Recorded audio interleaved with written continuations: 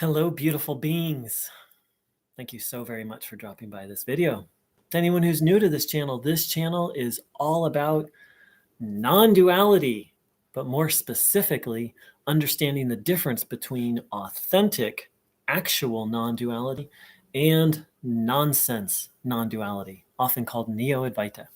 A very warm welcome to one and all.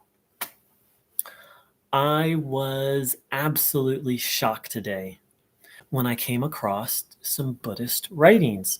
But first, actually, before I hop into that, please don't blindly believe anything that I say. Please listen. Please come to an intellectual understanding of what I'm trying to say. So that if, for example, if you were to write a neutral article, Arthur said this, Arthur said that, Arthur believes that, as if so that you could offer a neutral presentation. But please don't blindly believe anything I say. And once you have that neutral understanding, please reflect on it deeply within yourself, based on everything that you've studied, on your heart, on your inherent divinity, and then decide if what I'm saying is true or not. And please don't blindly believe anything that anyone says, especially if they're teaching non-duality. But listen deeply inside yourself. You have to do your own research. What I've discovered through this process of unpacking Neo-Advaita is the modern spiritual world is just full of bullshit. That's just the long and short of it. It's tragic. It kills me to say that. But the modern spiritual world, the commercial spiritual world, the modern spiritual world is just full of nonsense.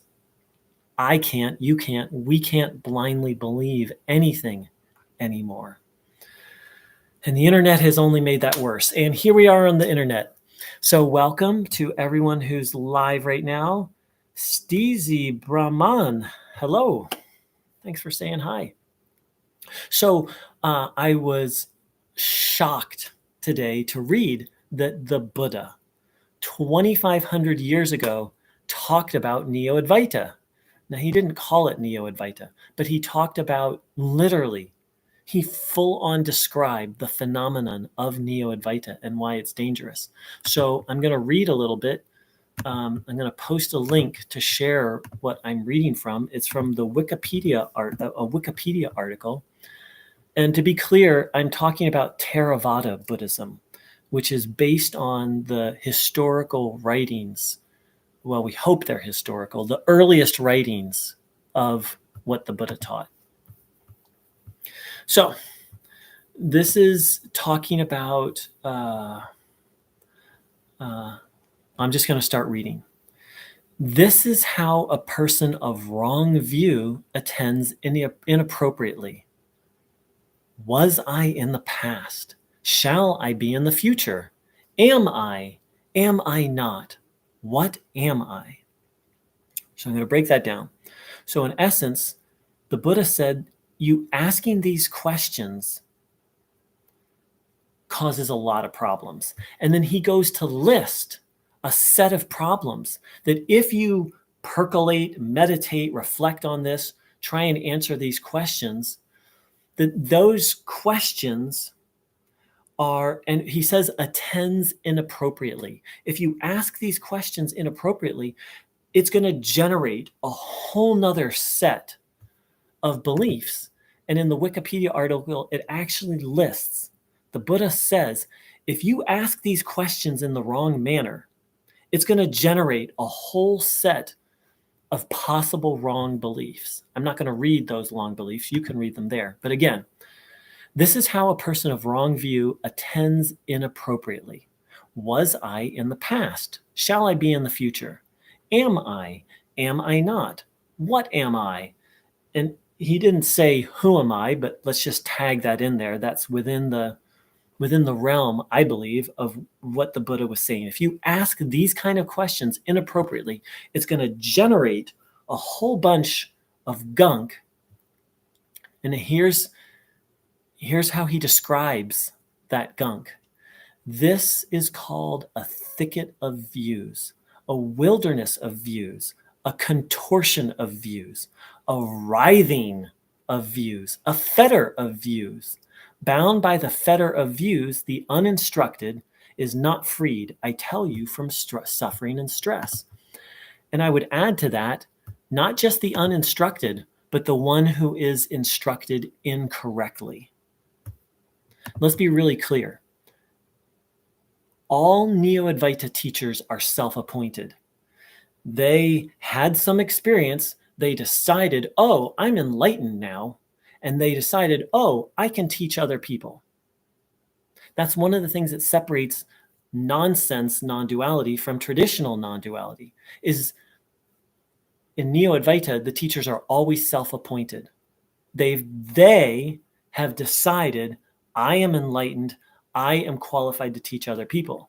In traditional non-duality, and not just Vedic or Indian non-duality, but in Buddhist non-duality, I can't speak to Christian non-duality. It's not something I've studied so much, but I will speak about Buddhist and Vedic, Indian non-duality. You do not appoint yourself a teacher. Another teacher has to say you are now qualified, because one of the great traps of the ego, or as the Buddha said, one of the wrong views, the fetter of views, is the false belief that one is enlightened and that one can now go save the world and save somebody else, when in fact they're still drowning in, as the Buddha said, a thicket of views, a wilderness of views, a contortion of views, a writhing of views, a fetter of views. So Neo-Advaita is nothing more and nothing less than people who've declared themselves a guru. Just as dangerous as someone who's declared themselves a doctor and who is qualified to perform surgery. So I've often described Neo-Advaita as a mind maze, but I like the Buddha's language even better. A fetter of views, a trap. A fetter is a trap. It's a fancy word for a trap. And it gets even more paradoxical, because the Neo-Advaita fetters can lead one to think, oh, I'm actually enlightened, when one is caught in the thick of it. I've shared the story many times, and I'm just never, I don't know I'm ever going to get tired of sharing it. This was someone who told me about their experience with Neo-Advaita. They'd been in it for a while. They were very committed. They'd done it for a long time, and they were suffering so much. And one day they were like, I need help. And this little voice in their head said, you don't need help. There is no you. And then this person responded to this voice, but I'm suffering so much. I need help. Something's not right. The little voice. All you need to do is realize that you don't exist, and all your problems will go away. But I've tried that. It doesn't work. There's no you. There is no trying. There's nothing to do other than to release that view. But I'm suffering. I need help. And so it went on and on and on. A fetter of views, a writhing of views, a contortion of views, a wilderness of views. That person was up that creek without a paddle. Luckily, they found someone else who understood the problem that Neo-Advaita. See, Neo-Advaita, it installs a mental virus, or just as the Buddha said, a wilderness of views. Neo-Advaita says it's about dropping the mind, but actually it increases the mind with even more deceptive mental shenanigans. So the way out. So the way I can only say how I found my way out of this nonsense, and that was to recognize that what Neo-Advaita teachers were teaching, while it borrowed some language, I would say stole, while it stole some language from traditional Advaita, its message was fundamentally different than actual Advaita. That was a hard pill to swallow. But that was the crack in the door that began my recovery process. Sleazy Brahman. Neo-Advaita conditions the mind. True Advaita conditions the spirit. Do I understand correctly? I wouldn't say so. What I would say is, so traditional Advaita does condition the mind, but it condition. So first of all, thank you for asking. Traditional Advaita conditions the mind in the way that the mind actually becomes free, whereas Neo-Advaita adds. Let me see if there's anything else I want to say. Over time, in traditional Advaita, the mind will become more lucid, clear, and functional. Over time, in Neo-Advaita, the mind will become more encapsulated in itself and more caught within itself. Traditional Advaita will actually open the mind to reality, to life, to other people, and ultimately to ultimate reality, whereas traditional Advaita closes the mind down to where all the mind wants to do is think Neo-Advaita thoughts, like, I don't exist, there is no me, there's nothing to do. Like, it just becomes this very tight loop. So I would say that true Advaita opens one up to the spirit. Holistically, Neo-Advaita gives tastes of spirit in the short term, and it creates a dissociative high, and so people think they're tasting the spirit, and to a certain extent they are, but the route is actually a harmful route, and as the Buddha said, it actually creates a thicket of thoughts and beliefs that then is very hard to get out of. So that's my it's an interesting question, Sleazy Brahman. Thank you for asking. So once I realized that Neo-Advaita was different from traditional Advaita, I stopped listening to Neo-Advaita teachers. I stopped practicing self-inquiry, and I actually studied some traditional Advaita Vedanta. Now, this was not an easy process because traditional Advaita says that you actually have to face life. You have to face your shortcomings, your flaws. You have to is a strong word, but that's part of the process. And there's a need to learn how to participate in society and get along with other people. Neo-Advaita is completely just an escape trap. It's really just a drug, a meditative kind of drug. It's just about escaping and trancing out. And so that was hard. I resisted that for many years, and I still resist it to some extent because I just want to get high, right? Like, I don't want to deal with life. I don't want to deal with my feelings. I don't want to deal with people. Like, life is messy, Kirk to Enterprise, one to beam up, That's like, that should be the Neo-Advaita slogan. Kirk to Enterprise, get me out of here. And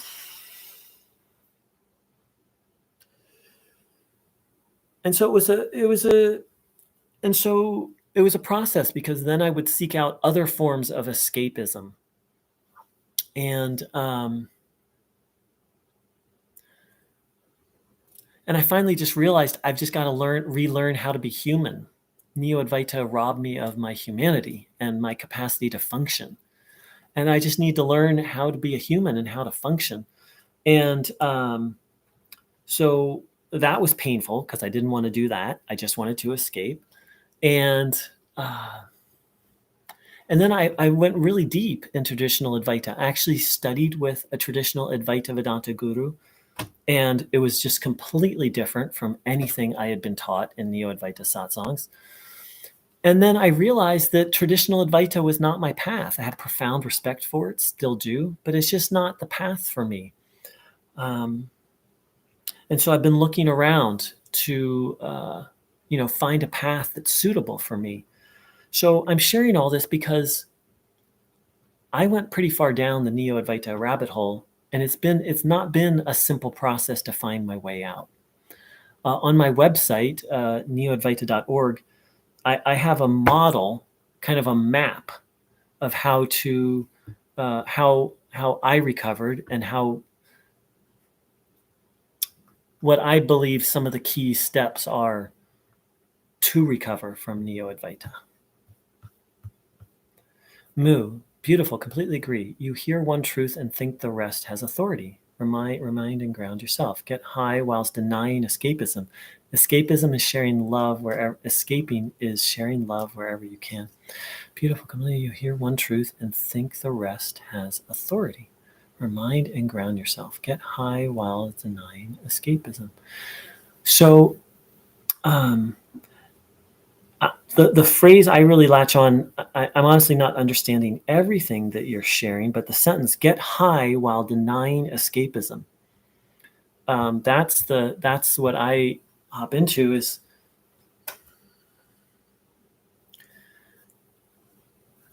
so the metaphor I use is like escaping reality through drugs or alcohol. So let's say you have a bad day, you drink, and you feel better. So there's no problem you do that once. But if that becomes a habit at a certain point, then it becomes an escape. Like you're drinking to escape. Like maybe once you did it because you enjoyed it, or maybe once you just did it to help out with the stress. But at a certain point, you just drink for no reason, because escaping becomes what your life becomes about. That's what addiction is. When the addictive behavior comes to the forefront. And so, but with drugs and alcohol, you can't really lie to yourself. At a certain point, you're like, dude, I'm just running away. But Neo-Advaita is a form of escapism, but it will lie to you and say, I'm moving towards enlightenment. That's why Neo-Advaita was so hard for me to let go of, is I was doing an addictive behavior, but all the while I was telling myself that it was spiritual. And I was being, not just telling myself, I was being told, this is spiritual. This is moving you towards enlightenment. When in fact, I was just engaging in an addictive behavior. Not just, let's say 90%, because Neo-Advaita does have some virtue to it. There's some genuine philosophy. There's some genuine spiritual practice, a little bit, maybe 5%. Maybe it's 95% escape. Alethea Wildwood, hello. Thanks for saying hi, Alethea. It's the first time I think you've said hello. Thank you so much for what you do. You're so welcome. Part of why I do this is for myself. Obviously, I do this to help other people, but doing this is part of my healing and recovery journey. I grew up in a fundamentalist Christianity and was drawn like a moth to the flame to Neo-Advaita. I can really relate to that. Yet something felt off. It seemed to demonize our human side. That's a very astute, very well said. It does demonize our human side, but it doesn't, Christianity will say like premarital sex is the devil, or other religions are the devil. Like fundamentalist Christianity will demonize things straight out right? Like, or drinking is the devil, or martial arts, acupuncture, like, I mean, once they get demonizing, they get pretty broad in that. They will unequivocally demonize. Neo-Advaita demonizes in a roundabout manner. Like it won't say, oh, your human side is bad. But it will do it in all sorts of sneaky ways. If you have a feeling, just inquire. Who is it who's having the feeling? What they won't tell you is that practice is actually a dissociative practice. It dissociates you from your feelings. Now, traditional Advaita Vedanta is based in renunciation. But renunciation in a traditional sense of the word is a gradual, cultivated process of becoming more and more devoted to service and to communion with God. Whereas Neo-Advaita approaches renunciation in this kind of battle axe like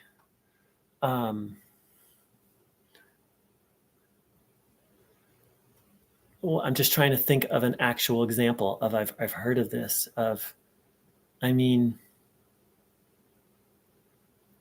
it'd be things like try going to a satsang and mentioning a hobby you have and watch the discomfort on the quote guru's face and watch the spiritual gymnastics as they won't say it's bad, but they'll inadvertently in a sideways manner say all sorts of manipulative things to infer that you should give up that hobby.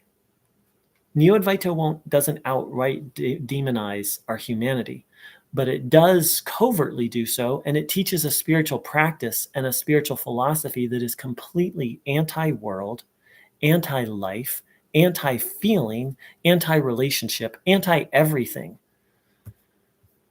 So good catch, Aletheia. In a roundabout manner. Yeah. I mean, I haven't heard, my first exposure to Neo-Advaita was in a straight up cult, and they outright demonized your human side. But it was super extreme. Most, at least in publicly, most Neo-Advaita teachers won't demonize your human side, but they will teach you a philosophy, and they will teach a spiritual practice that will put me at war with my spiritual side, with my human side, with my humanity.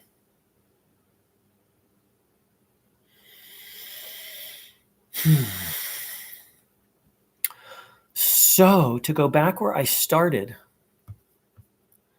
it's written that the Buddha said, this is how a person of wrong view attends inappropriately, asking questions such as, was I in the past? Shall I be in the future? Am I? Am I not? What am I? And of course, the question, who am I, is not in the Buddhist writing, but I think we can put that question in there. According to the Buddha, asking these questions in an inappropriate manner, and the short version is Neo-Advaita is the inappropriate manner, but that's a whole nother topic, leads to a whole set of mental confusion. It leads to a whole other set of views, which the Buddha calls a thicket of views, a wilderness of views, a contortion of views, a writhing of views, a fetter of views. Bound by this fetter of views, the uninstructed or the incorrectly instructed is not freed. I tell you from suffering and stress. But according to this writing of the Buddha, it actually binds you even more to suffering. Well said, Mu. Neo-Advaita denies the fact that life must be learned and loved. And I would add to that, and lived. That life is here to be lived. And that, yes, beautifully said. All right, beautiful souls, thank you so much. Sleazy Brahman, thank you for saying hello and for your input. Mu, good to hear from you as always. Alethea, I hope I'm pronouncing that correctly. A warm welcome to you. Thank you for saying hello and sharing your experience. And I didn't talk about moth to the flame. That's a topic that warrants a whole other video sometime. So, all right, beautiful souls. I wish you a wonderful holiday season, and I'll catch you in the flow. Thank you so much.